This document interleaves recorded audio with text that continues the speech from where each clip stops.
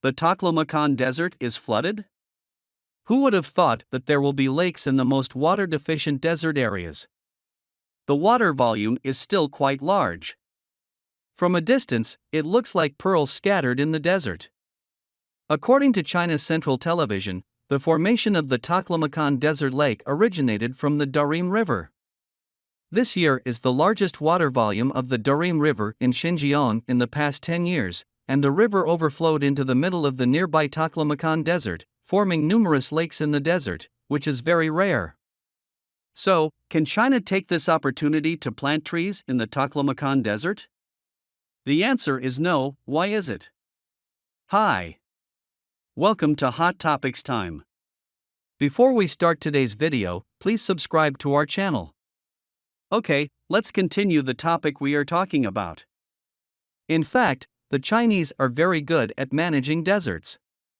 Before that, the Muas Desert and the Kubuki Desert were also full of yellow sand, but now it turned into green. So, why can the Chinese transform the Muas Desert and the Kubuki Desert, but can't do anything about the Taklamakan Desert? This is actually because the formation of the Muas Desert and the Taklamakan Desert is different. The Muas Desert is mainly land desertification caused by human activities. The formation of the Taklamakan Desert is mainly due to natural factors. It is deep inland, and the water vapor from the ocean cannot reach here. In addition, the Taklamakan Desert is surrounded by mountains and intercepted the water vapor, so the precipitation here is very small. The average annual precipitation is less than 100 millimeters, but the average evaporation as high as 2,500 to 3,400 millimeters. Under the action of drought and wind, the rocks are broken into small particles, and the long-term friction with each other turns the small particles into sand. This is the origin of the Taklamakan Desert. There are many ways to deal with man-made deserts and make them full of life again. In the face of the natural desert, the power of human beings seems so insignificant. The Taklamakan Desert is facing severe water shortage. The precipitation is so scarce that even the most drought-tolerant vegetation cannot live. It must rely on artificial watering or root systems to go deep into the ground for dozens of meters to find groundwater sources. Therefore, as for human-induced land desertification, after people plant trees, vegetation can rely on natural precipitation to survive, while for deserts formed due to natural reasons, even if artificial trees are planted, irrigation is still required in the later stage. For example, the Chinese built desert highways in the Taklamakan Desert. In order to prevent the desert highways from being eroded by quicksand, more than 70 meters wide forest belts were planted on both sides of the highways, among which there were tens of millions of excellent windproof and sand-fixing plants. But the vegetation here cannot rely on natural rainfall to survive.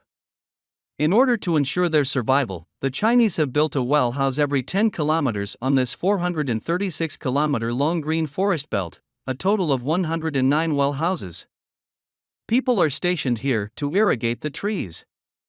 At present, the trees on both sides of the road are all drip irrigation. Although there is a lake in the Taklamakan Desert, it is only an accidental one. The evaporation here is large, and the water cannot be retained. When the lake water disappears, it will return to a dry state. Therefore, if the Chinese take advantage of this time to plant trees, although the vegetation may survive at first, it will still die due to lack of water after a long time. Now that it has been determined that the naturally formed Taklamakan Desert cannot be transformed into a forest, let us now see how China turned a man-made desert into a forest. On April 22, 2020, the Shanxi Provincial Forestry Bureau announced that its desertified land treatment rate has reached 93.24%, which means that the Muas Desert is about to disappear from the map.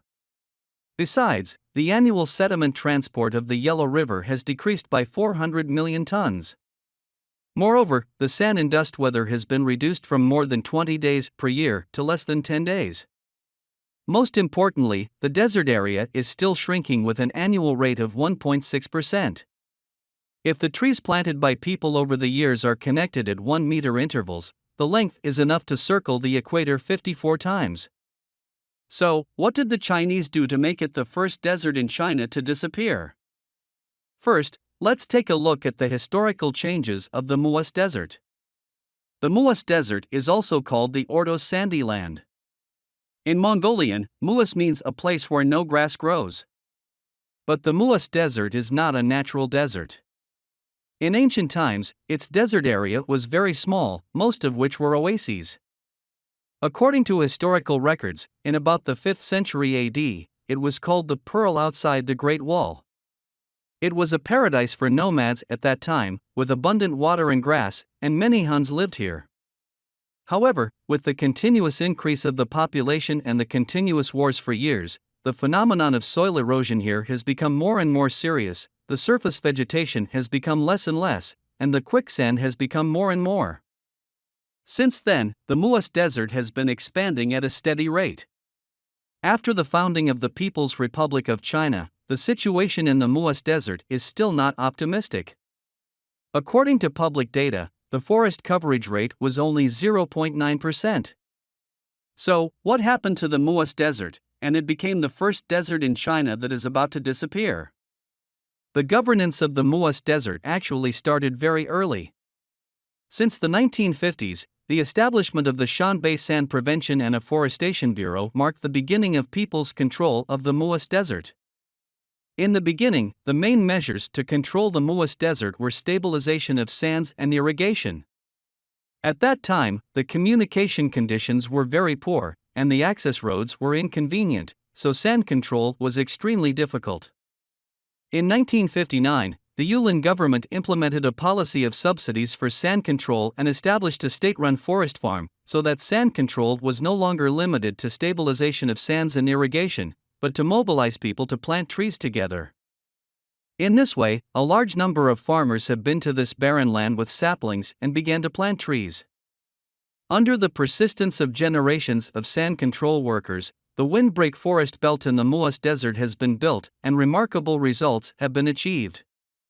During this period, people will not only plant trees, but also use grass squares to conserve water in some areas that have not yet achieved transformation.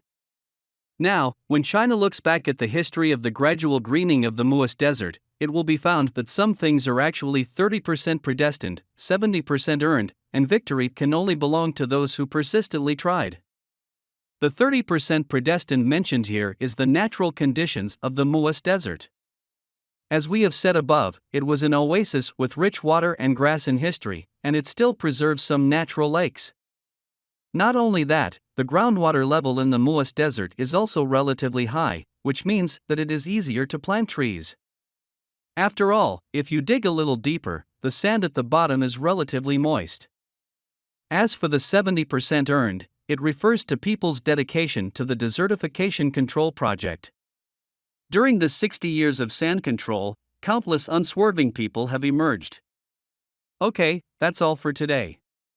Please put your comments below, and share your insightful ideas with other people.